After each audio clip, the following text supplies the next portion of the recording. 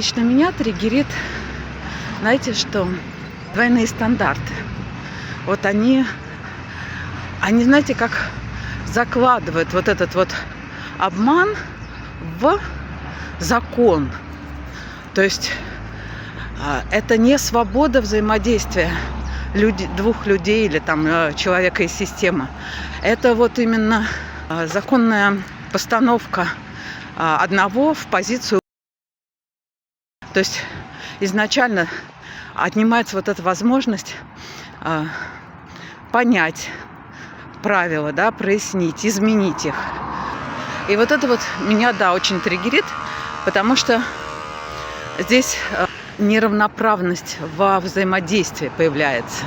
Двойные стандарты, что позволено, как там, Юпитеру, то не позволено быку, оно меня вот, да, каким-то образом вымораживает. Но это мое личное отношение. И у всех у нас есть такое. У кого-то одно, у кого-то другое.